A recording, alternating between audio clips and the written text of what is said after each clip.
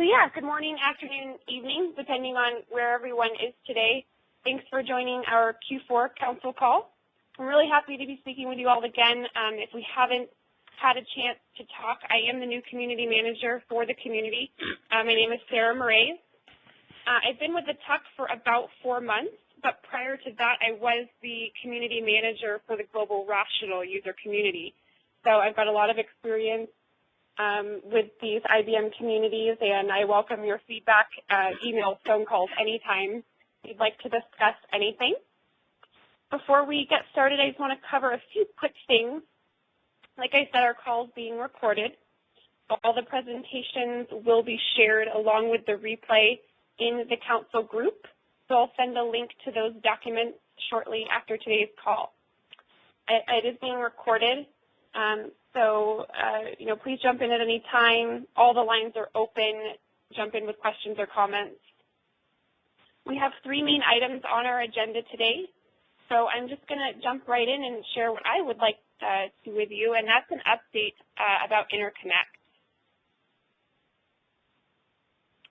Quick shot of our agenda.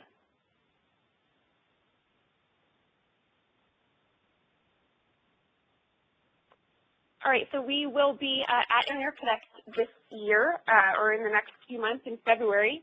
We've set up a zone on the community, so I do highly encourage you to go there and check for updates.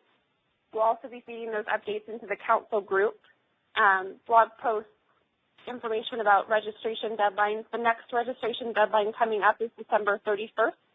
You can save $200 on your registration fee. We'll also be posting updates about what we're going to be doing at the show. So we're planning a lot of community fun at the show. We will be partnering with the 2 other communities, the Global Rational user community as well as the WebSphere community. So we're going to have, our plan is a large lounge. So typically in the past, like there's been a lounge at Pulse, we'll have all 3 communities in one central space with some great giveaways. Our theme for this year is going to be around 3D and virtualization. So if you haven't heard of Oculus Rift, we'll have a couple of those for people to play with, some cool games. And then we'll be giving away a really cool prize I'm excited about. It's called a Dodo case. And it's a cool thing that turns your phone into a virtual experience as well. So we'll be sharing details about how to enter to win all of those prizes and to participate in all of our activities. One in particular that we're planning that I find to be really important to you is a leader and executive lunch or event. We haven't ironed out all of the details. We want to bring the leadership from all 3 communities together in one room and talk about community and have the leaders intermingle. So, it'll be a large group, possibly up to 80 people in one room, but we want to talk about community and bring the leaders from the different communities together. So I do have a survey that I'd love for you to fill out and give your feedback on what that event might look like, and just overall feedback on the show, including are you attending? Did you submit a presentation? And any other thoughts that you have. And then additionally, we're going to be doing a panel at the Unconference. I'm not sure if you're familiar with what the Unconference is, but users can submit a panel. So really anyone can submit a speaking submission about a topic that they'd like to discuss. It's really kind of an open forum. So we'd like to do a community panel with representatives from all 3 communities. Our thoughts right now are to have someone from the Japan user group and myself. From Rational, Julian Holmes. He's one of the council members over there and typically speaks at these conferences about community, along with Jack Schneider, who's the community manager on Rational. And then from the Global WebSphere community, a leader and their community manager. So again, your thoughts on that would be much appreciated. We will certainly share the details about the submission, where we'll be speaking and when. We invite you all to attend and participate. And so I kind of want to just open it up now if anyone has any feedback on the show of what you've learned so far. Is everyone planning to attend? Is there anyone that's on the call today that's not planning to attend Interconnect? Most likely, Peru will attend. I'm sorry? I will try to attend this. Great. So it's Andrew here. I don't know whether I can attend yet. Okay. And do you have any particular reason for that? Is it just schedule or is it budget? It's both of those, yes. Okay.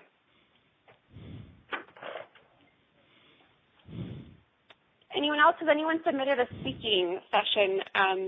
I believe everyone's supposed to hear back about their speaking session pretty soon. Did anyone submit? Yes, Harold has submitted a speaking session. Okay. When do you anticipate to hear back about that? I don't know. 1 month before, I think in August. Okay, great.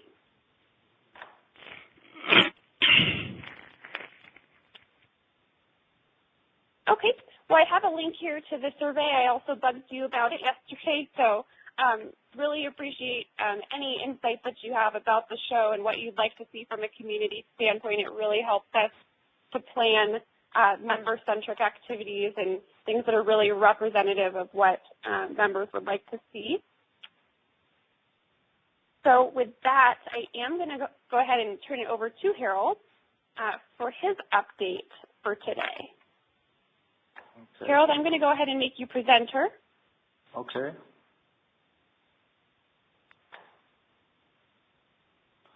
Okay, I think I have it. What should I press? Sharing? Share screen? Nope, you can just use the Nope. arrows that are right up above the screen. Okay. Do you see the screen? Yes. Okay. Full screen or only, do you see the full screen? Yep, I can see your full first slide, jazzfm/. Okay. Yep. Okay, then I will start. For those who don't know me, my name is Harold Biedermann. I'm working for the Austrian Federal Railways. I'm leader of the Austrian Tivoli user group and member of GTUC since 2006. I want to talk about my experience of GTSM dashboard. Why do we need it? Okay, the next slide. Oh, this one. Okay, you can see the slide? Yeah. Yep, looks great. I wanted to answer these questions, and I think most of the people will have the same questions. Do you have problems with services? Which services are impacted? What about service availability? IT infrastructure reports? With a lot of events, has a major incident happened? There are a lot of questions, and we have a real defined ITSM architecture. But the problem what we still have is everything is available, but where? We wanted to fit this information together, and the way we wanted to do this was with GTSM dashboard. Here you can see most of our products. The blue boxes are products from IBM. The other boxes are products from BMC, and we wanted to fit all this information together in one screen, in the GTSM dashboard screen. And how did we plan this? We planned a workshop with IBM, and here are some pictures of this workshop. We did it very informal. That means we had a room and sit all together and worked with the IBM guys. Here you can see John Webb and John Abbott. These two guys are from Bill Gripps, and they came from US to Vienna, and we had this workshop only 1 week. On the next slide, you can see some of the topics we discussed within this workshop. I want not to go into detail because I don't have the time, but the most interesting things we struggled with was TDI. We built a lot of assembly lines, and this was not as easy we thought. We struggled with widgets. The widgets had no documentation. We struggled with JavaScript because nobody of us was able to build JavaScript, and the product was not as stable as we wished. But after the 1 week, I had most of the things I wanted to have, and I was rather happy, but two things were really bad. The one thing, the widgets and the pages were really ugly, and the other one, they were slow too. After this workshop, we did the rest of our work by our own. I did it with my team, and there I had a lot of strange and interesting things. The one thing I wanted to have was the topology widget, but nobody knew about how to build it. I wanted to have documentation for the widgets, but nobody had it. I wrote a lot of emails. You can see it at this site.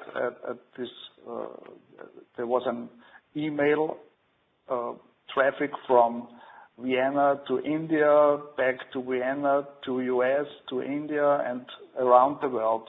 And it seems that IBMers wanted to hide from me around on the other side of the earth. But I had a master key. Every time when the progress was not like I wanted to have it, I told the guys, I have a meeting with John Kobe in October, and I will tell him about our progress. And after this sentence, the discussion followed on, and in the next some days, I got answers about my questions. Yeah, and it lasted a lot of weeks, but we did a lot of work, and I will show you what the progress and what the dashboard looks like at this moment. I only wanted to have 3 dashboard pages. The first dashboard page should be a data center view. That means all of our environment should be seen on the first page, and everybody should have the possibility to look at it and say, okay, the data center is okay or not. And this is the first page. It's called Serviceübersicht. It looks a bit strange, but it's very easy. I will show you how it works. At the one hand, above this arrow, you can see the actual, the live data. Below the arrow, you can see the historical data, and you can compare the historical data with the live data. And when you follow the arrow, you can see on the one side the monitors. The monitors comes to Netcool Omnibus, and there are events. The events may be critical or major. The events come to the Service Impact Management, and in the Service Impact Management, we will decide if the service tree is impacted or not. Above the arrow, you can see there's no service unavailable, 1 service impacted, no service warning, and 509 services are okay. And afterwards, on the right side, you see the tickets. There are 4 tickets in work. That means no problem at all at the first side.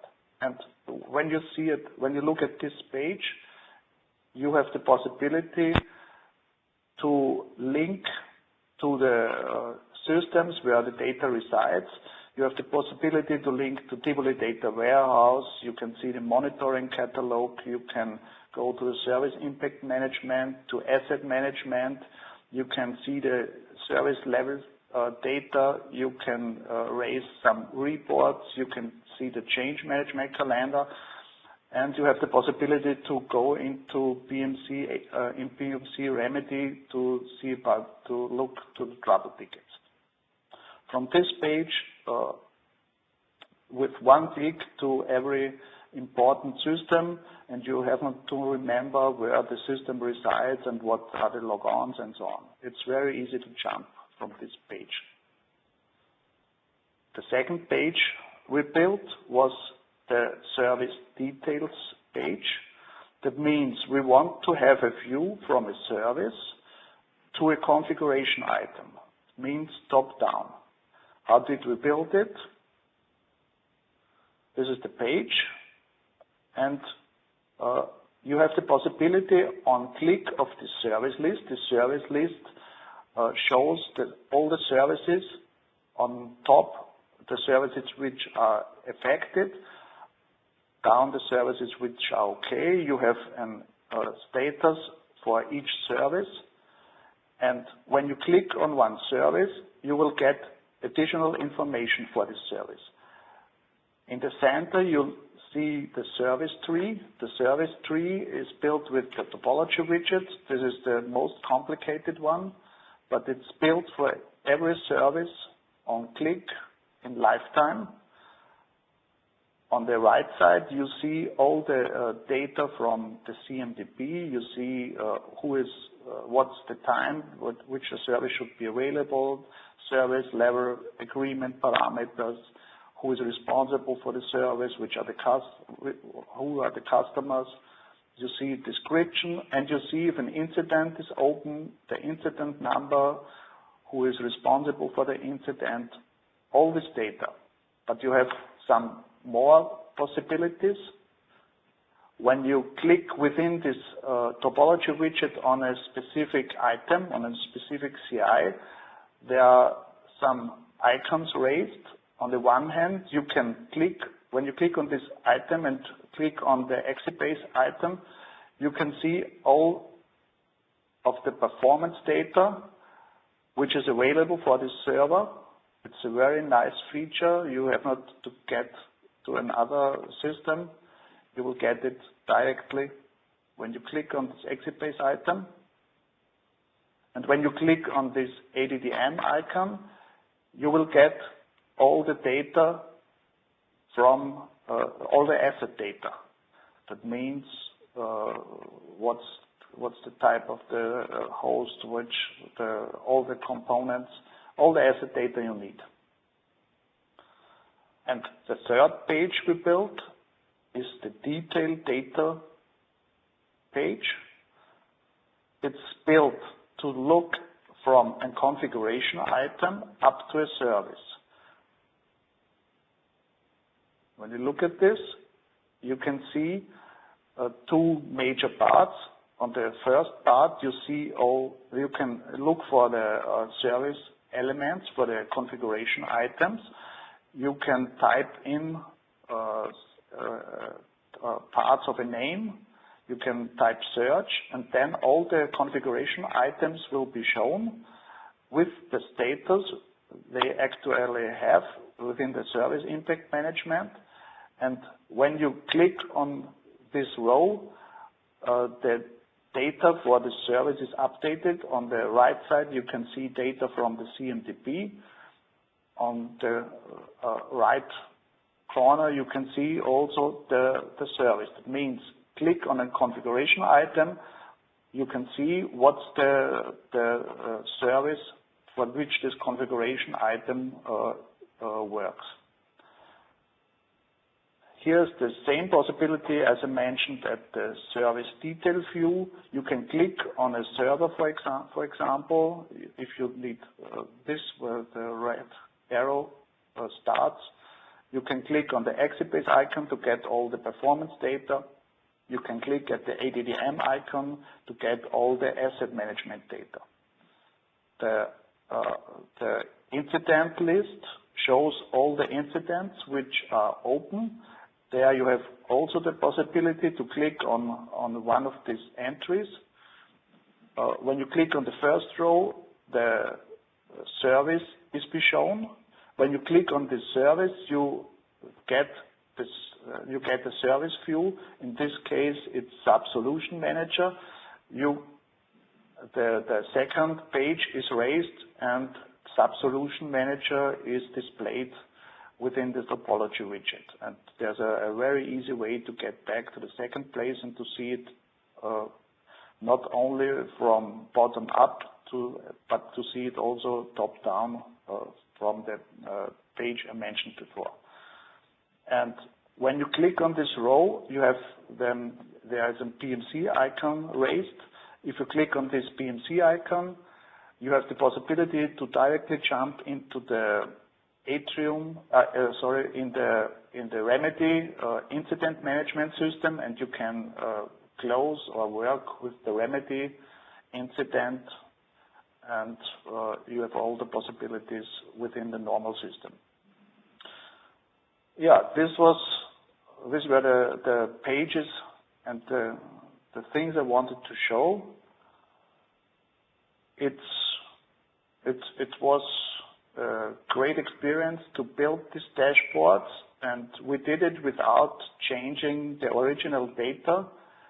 The original data from all the systems I mentioned before is only displayed, and everything you change in the original data is displayed in the dashboard. Okay, thanks for your attention. Yeah, thanks, Harold, so much for sharing that. Does anyone have any questions around that before we hand it over to Peter? Harold, a quick question from me, Andrew. Yeah. So you got help from Bill to do this.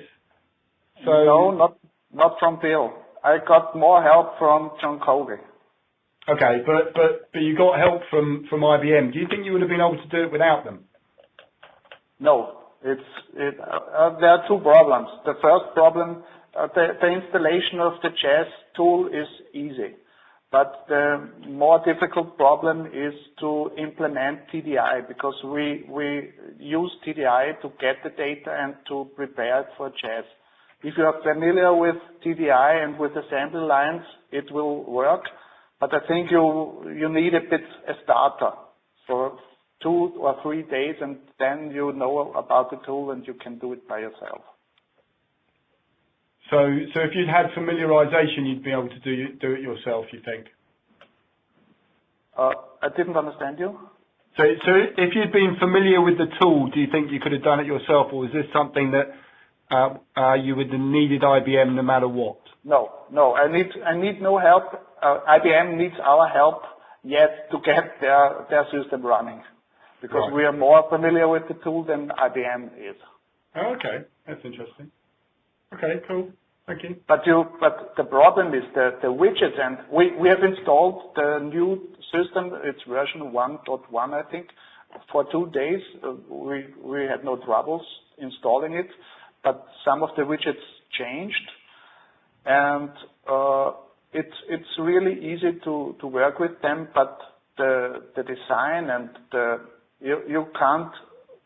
You won't have a very, very pretty website with this tool. It's not possible to do this. Right. You can get a normal website, and it's enough for the operational team, but it will not be enough for a website looking other people. Okay. Yeah. Harold, it's Jerry Beasley, Harold. How many assets are you looking at in this system? We have about 15,000 assets. Okay. With the status, with all the status and within service impact management. Great, that's what I need to know.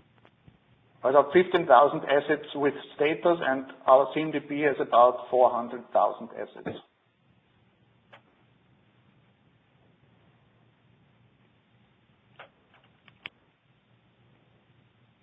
All right, great. Okay, so I'm just going to switch gears here. We have with us today. Okay, thank you. Bye. Thank you. We have with us today Peter Marshall, Strategy and Market Management with Cloud and Smarter Infrastructure. Here with a Service Engage update. So, Pete, I'm going to hand it over to you. Okay. We'll get controls in just a moment. Yep, looks like I have got it. Can everyone see it? Looks good to yes. me. Okay, and you can hear me, which is always the other challenge. Sound great. All right, great. Well, thank you, and thanks for the time here. I think this is the third time I've been here with this group, and thank you for the invite. I wanted to give you an update on Service Engage. The first time we met, I guess, was back in spring, just after we first launched Service Engage and got our initial early traction with it, and then I think we did an update about the middle of the year over our redesign on version 2, and I thought it would be kind of timely to just share with you what's been going on over the past 3 or 4 months and look forward to where we're going with Service Engage next. Service Engage is very, very central to our business strategy in cloud and smarter infrastructure, or Tivoli, if you like. You know, as members of the user group, I really just want to keep you guys kind of one step ahead of the game on where we're going and where we'll be in a few months' time. We'll have a lot more of this at Interconnect, so it'd be really great if everybody can make it as we announce a new capability. So I wanted to cover just, you know, what's going on, what's coming up in the next few months, and then talk a little about longer-term strategy and the stuff that we'll really get into in February next year at the conference. So if I press the button, nothing happened. Oh, there we go. Now I pressed it twice. Let me go back. Okay. So I don't know if you guys check in with Service Engage from time to time. It's becoming more and more a central part of our communication strategy. So any of the product areas that have an offering on Service Engage, that's going to become more and more a core piece of you know, real estate to keep going to look at for product updates and what's on there. So in Q3, our major push was actually delivering globalization. Launched that last month with support for these languages. There are a few more in the pipeline. That has now completed. And then we've added other capabilities in there like live chat. So if you're on the site today, you'll notice, at least today during U.S. business hours, it is going global soon, a little pop-up window that comes up and says, do you want to talk to a representative? Right now, it's really focused on routing calls through our digital sales team. You know, hopefully we'll have more of that coming up into in the support area as well soon.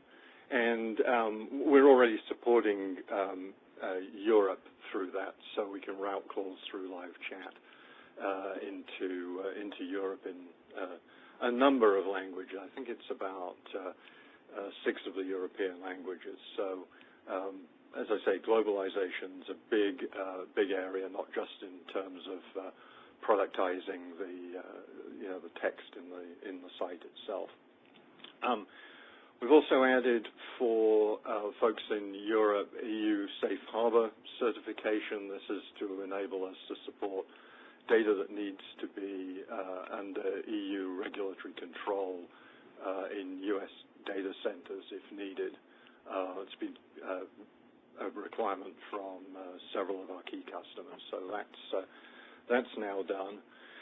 And then more on the offering side, we added a new offering, a new SaaS offering, endpoint management. So some of you will be very familiar with what we have in Mass 360 for mobile device management. We also have the Big Fix technology, which is now available for Windows laptop management as a service. There'll be more on endpoint as a service coming in the next couple of quarters as we move that forward. And then on the site itself, we're continuing to refresh content. And one of the things we're doing in Service Engage is trying to put the key product information at people's fingertips. And one of the things that seems to be a good way of doing that is quick, short videos that explain what's going on rather than lots and lots of text that you have to wade through to find out. So we've been exploring the use of video as a way forward. So if you went back to the site a few weeks ago, you'd have seen another set of videos pop up. Always after feedback on this, so if you do have anything, we'd love to hear it. Just route it through Sarah, and she can get it back to us. And then the offering side, the offerings themselves continue to evolve, adding new capabilities. I won't go through on all of this list. You can read what's there. Service Engage is software as a service, and it's in a state of continual improvement. So, we're moving from a model where we used to deliver a release every 18 months to a model where we're introducing new features on a monthly basis. And, that's a big transition for us. It's going to be somewhat of a transition for our clients, but I think this is definitely the way to move forward. It certainly will, avoid that headache of, these major new releases that clients, we take 18 months to get out a release, and then it takes 36 months for large users to, pick up the new technology and deploy it. So continual stepwise refinement is our watchword in the software as a service area. The other thing that we've started to experiment with in Service Engage is looking at support for our on-premises offerings. Right now, Service Engage has really only been about the software as a service offerings, although many of those offerings are available in their on-premises areas. And but we're looking at, is this the right place to bring some of our on-premises offerings to market as well? And this plays into something I want to talk about in a couple of minutes from now. And then just finally, it's IBM, so IBM continues to change things all the time. So you are going to see some product naming changes. Those of you who've seen the SaaS products, most of them you'll see end in SaaS now. So Smart Cloud Service Desk, SaaS, Workload Automation, SaaS. We've decided to harmonize with the rest of IBM and use the suffix on cloud. So if you see any product renaming announcements that go from SaaS to on cloud, nothing's changing in the product. It is really just a nice renaming exercise to kind of get rid of a slightly nerdy term, which is SaaS. And that also then plays into this blending of on-premises and software as a solution services. So Q3 has been a big kind of setup quarter for us, solidifying the base, making it more useful for our clients worldwide, putting into place some key enhancements in various areas, and Q4 will continue to do that, and we'll continue to build out new capabilities. Any questions on that one? Okay, so let me just talk very quickly about Q4. I know we're kind of halfway through there right now, but this is the roadmap, and even though we've only got 7 weeks to go, still have to provide the notice that all future plans are subject to change, but we are executing to plan right now. We've got a new set of offerings coming in, really in a couple of areas, and one is a focus on U.S. federal, which I know is probably a minority interest to most of the folks on this call.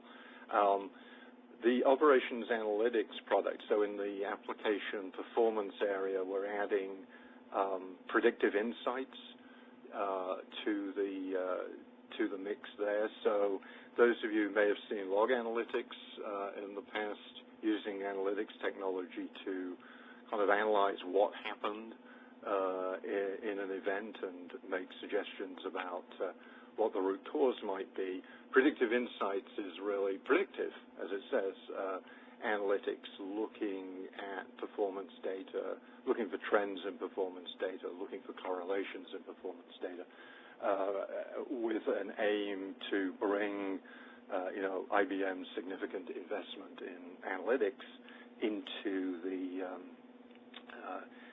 application performance management space. We're also going to start moving event management into the cloud. There'll be a beta by the end of the year on some fairly basic but core technology for event management through Service Desk. And then we'll be adding our real estate management offering, our Tririga offering for facilities and real estate into the cloud as well, which will complete everything that we have on the enterprise asset management, inventory insights, and real estate management available on cloud. And then, as you can see here, the rest is a set of specific offerings for federal. And there's other capabilities coming out. I won't list them here. I don't have the extra charts. But if you go to Service Engage and look in the news area for each of the products, you'll see those announcements. Now, one of the things we had been asked by a lot of our non-U.S. customers is, do we have to host in the U.S.? And at launch, yes, you did. Everything was hosted out of the SoftLayer data center in Dallas. So an ongoing focus area of ours is to move into global deployment. So right now, we're deployed in Hong Kong, Melbourne, Toronto for different offerings, and this is part of the globalization push that started in Q3 and will add more in Q4, and this will continue to accelerate into the next half.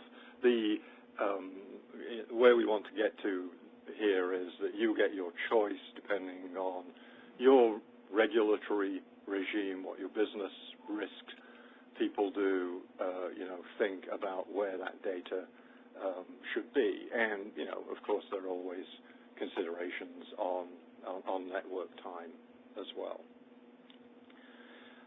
The fourth area, and it's been our big focus in Q4, is in this area of what you probably hear people call backplane services. That's not a good marketing name for it, but it is the term that we've been using internally for this. So you're going to hear something announced fairly soon. It's going into beta called Consolidated Application Operations.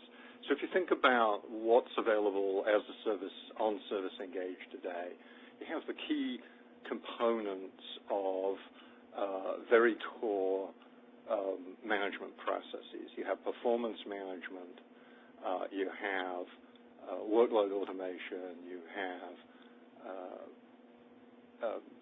control desk, right? You have help and ticket management.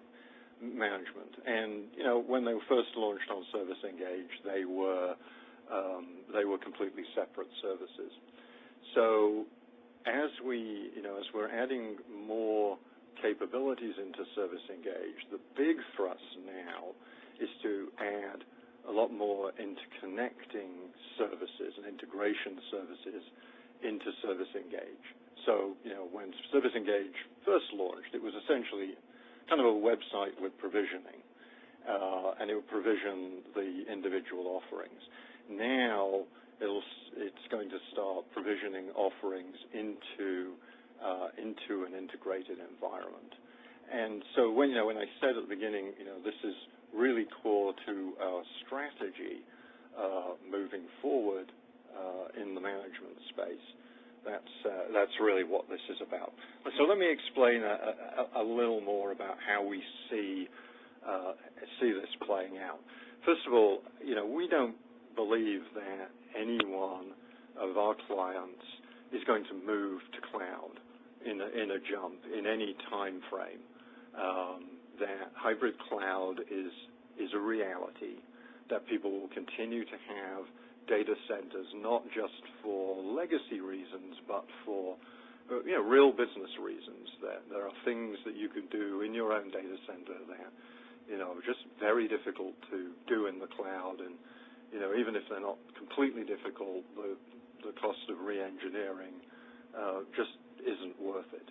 But what people do want to do is to enable data centers as a cloud. So we're seeing a lot of interest in cloud orchestration, in continuous delivery, and DevOps, and in integrating on-premises solutions with stuff that's out in the cloud.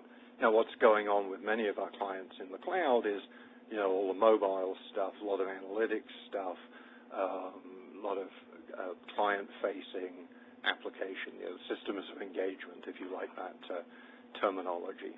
And what we want to be able to do with Service Engage is essentially manage across both. And so to do that, what Backplane Services is going to offer is a set of common services across all of the products that integrate both the on-premises solutions and the on-cloud solutions. So Service Engage becomes a platform for doing that integration. So initially, it starts small. It's going into beta soon. We're looking at performance management, events going in to create tickets.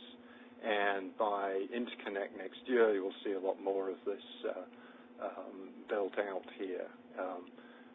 More emphasis on dashboards, on automation, on agent management, which is a continual issue for different products.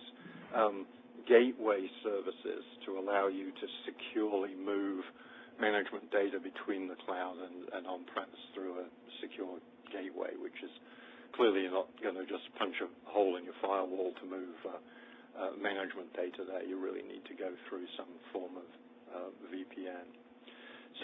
So Service Engage isn't going to be something that's kind of on the side of everything else that Tivoli is doing. It's going to become very core. It already basically is very core to what's going on. I wanted to share that with you because more and more you're going to hear about hybrid management, cloud-enabled, cloud-first, and the role of service management. If anyone is interested in the early betas, please let us know and spread the word. We're very interested in people trying this capability out. And as I say, we'll have a lot more to talk about around the time of Interconnect. And I think that's kind of covered it. I hope it's useful. Any questions? Thank you, Peter, so much. Yeah, any questions? Yeah. So, Peter, I have a question. It's Andrew here. Hi, Andrew.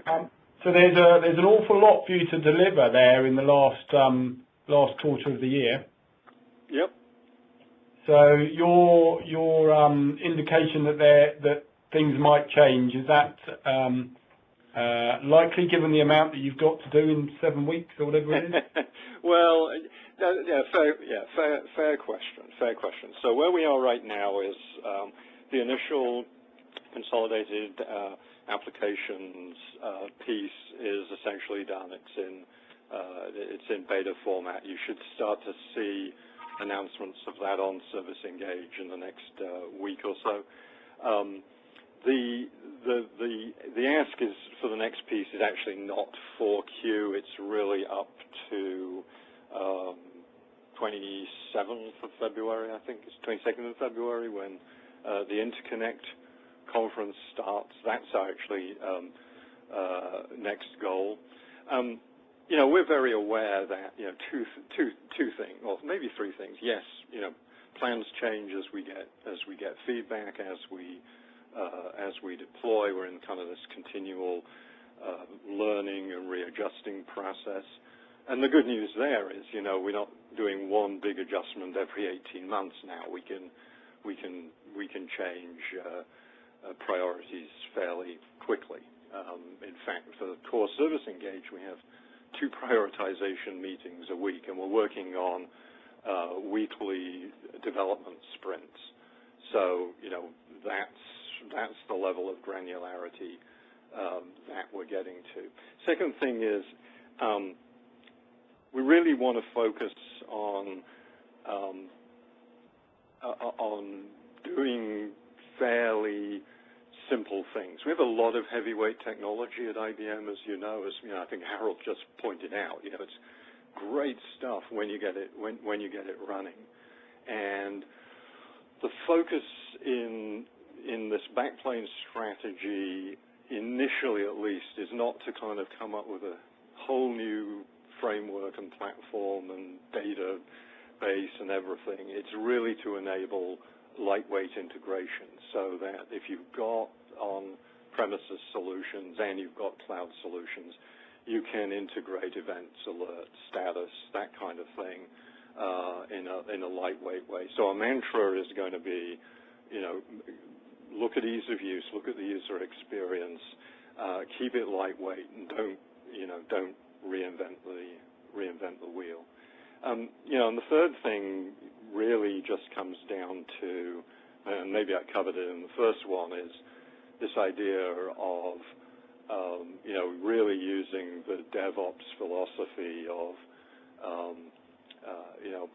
build something incremental, put it out there, get the feedback, and then move forward from there. We've been surprised in many areas by things that we thought would work and didn't, or things that we didn't think would work that did. So, yeah, I mean, I suspect the days of the 18-month roadmap are probably numbered, but we do have an overriding vision and view of where we're going with that. That makes sense? Yeah. Yeah, no, that does. Yeah. I suspected it was that sort of approach, but yeah, it is, and it's very different. It's very different for us, and it's very different for a lot of our clients who are used to us dropping another ton of code every 18 months, and